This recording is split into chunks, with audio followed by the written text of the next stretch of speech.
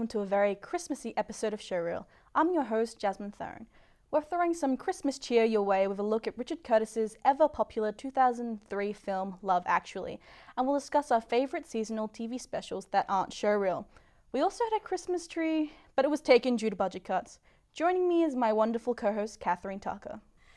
Thanks, Jasmine. But first, we are joined by one of Brisbane's musical theatre stars, Dana Musil, who will bring us some carols later in the episode. But now, thanks for joining us, Dana. Thank you for having me. It's fantastic to have you here. Now, you've got a bit of the musical bug, I've heard. How did that all start? Well, just when I was young, I decided that I liked to sing all the time. So I was always in choirs, and my mum was never a show mum. She was like, just do what you like, do what you love, and I'll support you anyway. And I was like, great, awesome. So just kept kind of singing and doing musicals and shows, and I have caught the musical bug. It's an absolute passion of mine now, so yeah. And where has that bug taken you? I understand you've done quite a few shows around Brisbane as well. So what kind of stuff have you done? So during high school, you know, I did a lot of the programs there, the choirs. I did the Conservatorium of Music choirs in grade 12.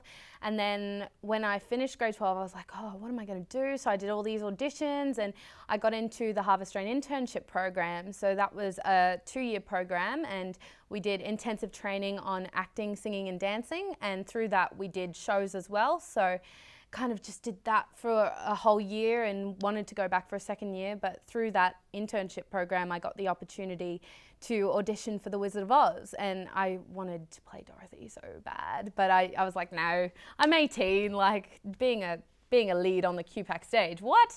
And then, yeah, I got it, and I played that role for 2 weeks at the Playhouse at QPAC, and I've not learnt so much from that. It was an amazing experience, and then continued on with the internship, and that's brought me to this year where I've done my one-woman show, which I wrote with my friend, and now heading over to the US at the end of the year to showcase. So it's been doing quite a bit. Yeah, it's fantastic. You sound like you've definitely got a lot on.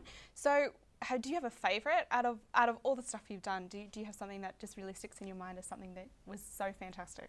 Oh, definitely the experience of Wizard of Oz. I mean, that's one not to forget. Playing the iconic role of Dorothy was such an honour, especially growing up with that show and growing up with the Judy Garland-esque music. Every time I was being babysat, I was like, Wizard of Oz, yeah, awesome. So I guess it was an iconic and beautiful role to play. Also, being on stage for that whole time, having the show on your shoulders, it was a big responsibility. So to be able to learn all the lessons through that, it's been a marvellous experience. Yeah. So is that your favourite role this far? I think so. Every role has something special to it. Every individual role has a different personality, a different backstory. So it's always interesting, keeps you on your toes. But that one was probably my favourite so far. And have you found so far you've started to play a very similar role in a lot of productions, or are you starting to branch out now and get a little bit more diversity in there? Well, sometimes you do get typecast in that role. If someone sees you play that, they go, oh, she's great in that. What else can she do? And if something comes along similar to that role, they go, great, awesome. So I guess from now I'm trying to experiment with different roles I want to take on. I guess the more the merrier. The more backstories, the more characters you play, the more experience you get. So definitely maybe want to try a little bit of a mysterious role sometime soon. So hopefully. Yeah, that would be cool. Yeah. So I understand that you're going over to America to do a showcase. Can you tell us more about that? Yeah, so it's called the Arts Showcase. It's in Orlando, so it's a Applausing Rising Talent Showcase. It's held in Orlando and it goes for a week, and you do several different categories, so monologue, cold read, TV commercials, singing, a bit of modelling in there. Also through that you get to take part in masterclasses with industry professionals, and you get interviews with casting directors, producers and agents. So it's all very exciting. It might be quite pressurised, but I think it'll teach me such great lessons. It sounds like a fantastic opportunity. How did that arise? How did that come to come? Pretty much right place, right time. It was an audition which I heard about through a talent competition that I won, and I was like, oh, I don't really even know what I'm auditioning for. So I turned up, did what I did, and yeah, got an email later on going, "You're going to America." And she saw me at that competition and went, "Yep, you're coming. And I was like, what? What have I done? So yeah, it all kind of just happened all of a sudden, and I haven't really even fathomed what I'm doing yet. So yeah. And do you kind of feel like pinching yourself a little bit? Because I know you are a lovely young lady, but you've done so much in such a short amount of time. Would you ever expected this is where you'd be, 5 years ago? Not at all. I mean, being 20 and being able to say at 18 I performed as a lead role at QPAC, I never would have thought that happened. But weirdly enough, at the end of grade 12, I had a list of things that I wanted to achieve within the next 10 years. And the weird part is when I wrote it down, I never would have thought that it would happen in 3. So I guess it's just the hard work and passion and drive that I have, and it just takes you that one step further, and you don't even realize it until you've crossed them all off. You just go, what's happened? That's it. Have you crossed everything off that list yet? What else is on there? Oh, look, I haven't crossed everything off it yet.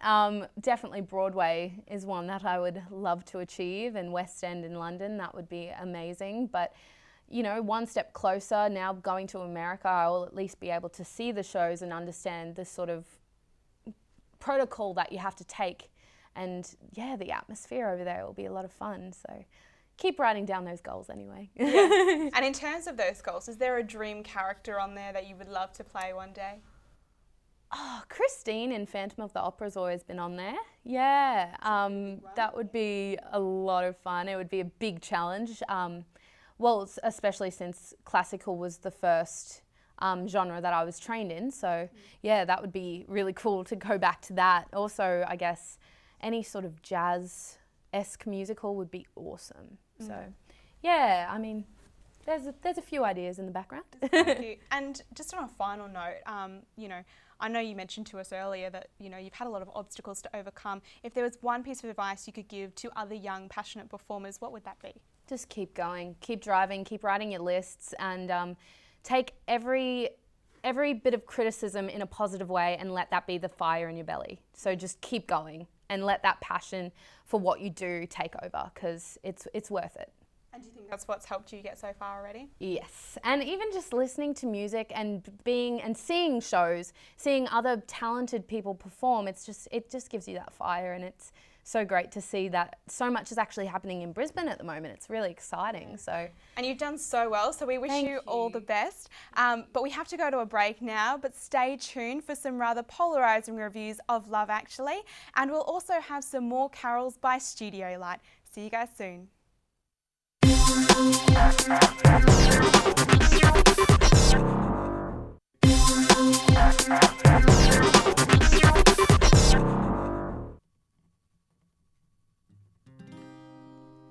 God rest ye merry gentlemen, let nothing you dismay.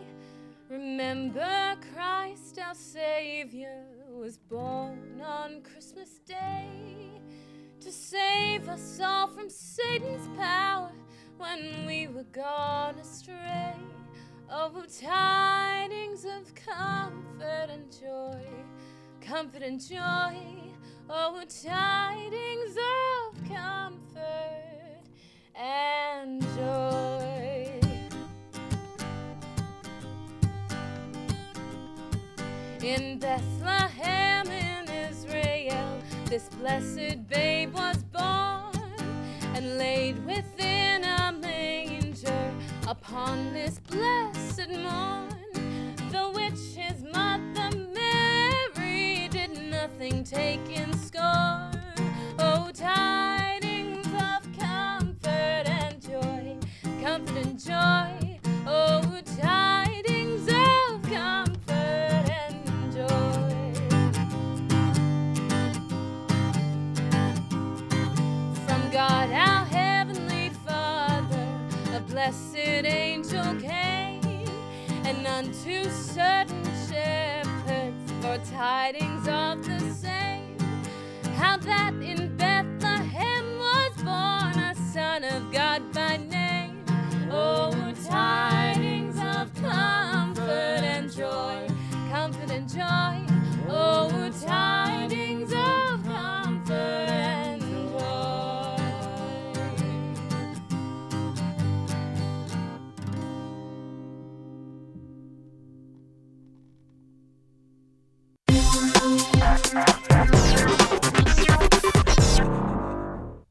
Welcome back to Showreel.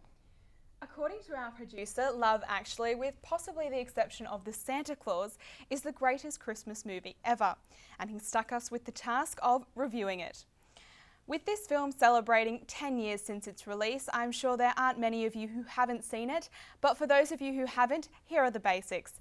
Love Actually involves more than a dozen main characters, each dealing with love as they weave their ways into another's heart in various loosely interrelated stories. Love begins and love ends, romantic love and brotherly love. As the title alludes, this film is all about love and is set in London in the lead up to a very eventful Christmas. Unlike Jasmine, I'm not adverse to curling up on the couch and watching a rom-com. As much as I love a great film that is provocative, deep and engaging, sometimes you just want a movie that's easy to watch and enjoyable. For me, this is where Love Actually hits the spot. The all-star cast portrays a wide variety of characters of different ages from various walks of life. Despite their differences, they are all in the pursuit of love and will charm you into sharing the journey with them. This film embodies many things Christmas represents: hope, belief, and the promise of a new beginning. It will have you smiling, laughing, and maybe even shedding a tear. My only criticism would be that there are quite a few storylines, and some may even say it's a little bit overstuffed, but I enjoyed all the stories as they were weaved together well. It is quite a sugary and naive tale, but come on, it's Christmas time, and if you can't be a little bit heartwarming at Christmas, then when can you? Plus, the film's gross worldwide profits of $246 million has to count for something, right? I give this film 4 out of 5 stars. However, I believe my co-host has quite a different opinion to me. So basically, I hate this film. It combines everything I hate about films without being a bad film. It's a rom-com, it's set during Christmas, and they try to have more than 3 concurrent storylines in one movie, which is why it was a whopping 2 hours long. Now, whilst 'tis the season to be jolly, I am not going to lie about this film. It actually legitimately concerned me as a person. I just hated every character, even the children, especially the children. Everything was just unrealistic. Oh, but it's Christmas, where miracles can happen. At no point did I want any of the characters to have a happy ending. In order, here's how I wanted things to happen. I wanted the Prime Minister to fail. I wanted the sex doubles to realize they can never tell their future children how they met. I wanted the writer to see that this new relationship will ruin his career. I wanted the child to comprehend that what he's feeling for this girl isn't love, it's a crush, and he shouldn't be having those at his age. He looks 7. That the way he's treated as a legitimate adult with a real relationship is harmful to his childhood, actually. I wanted the man who had an affair with his secretary to divorce and lose everything. I don't know if this is just a reflection on my own experience of life, but this film is just too happy. And I don't do happy, unless it involves sadism.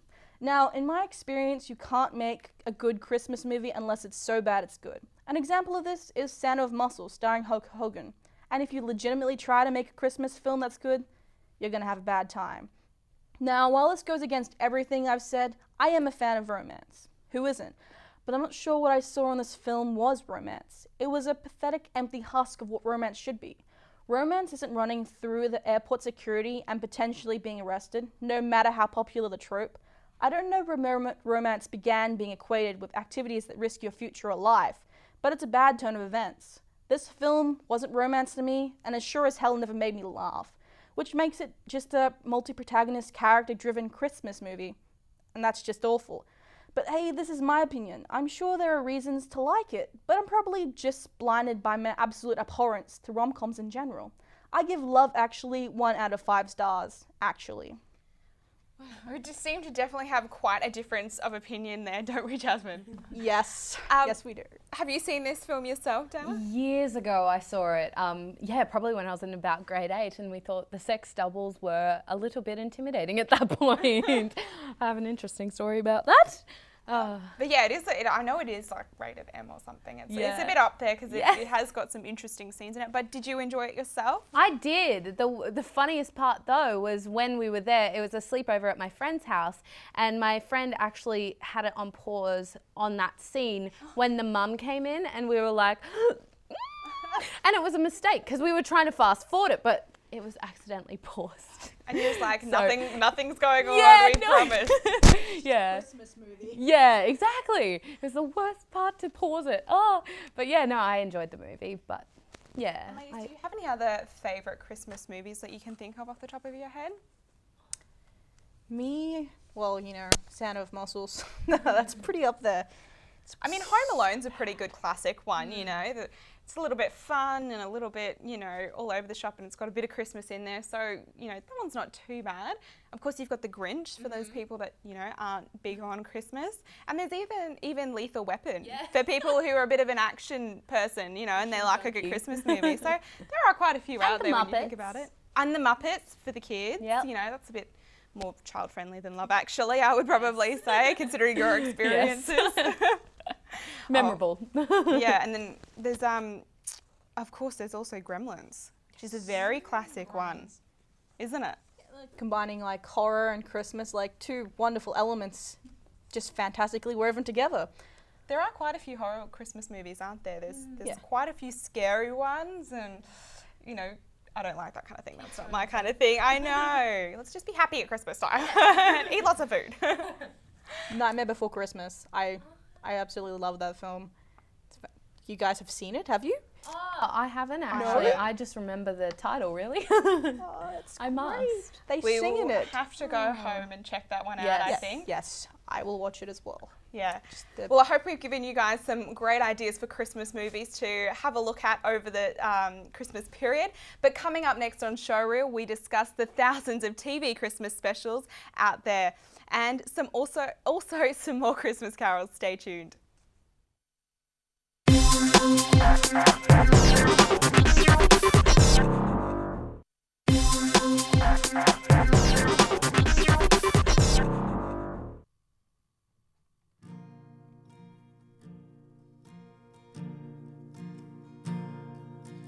Silent night, holy night, all is calm, all is bright, round yon virgin mother and child, holy infant so tender and mild, sleep in heavenly peace, sleep in heavenly peace.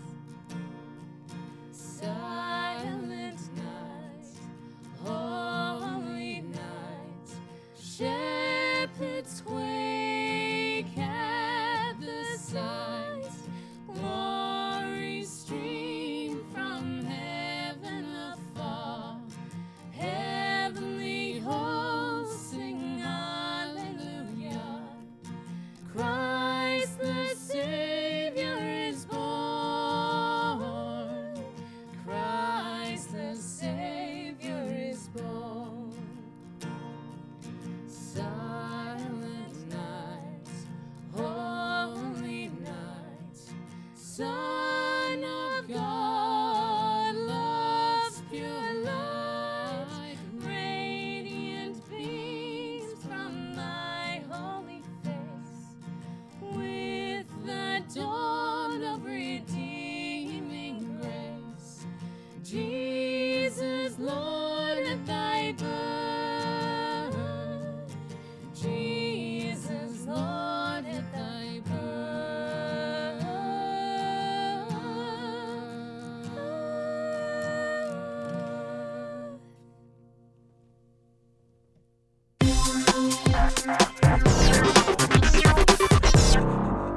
Welcome back to Showreel.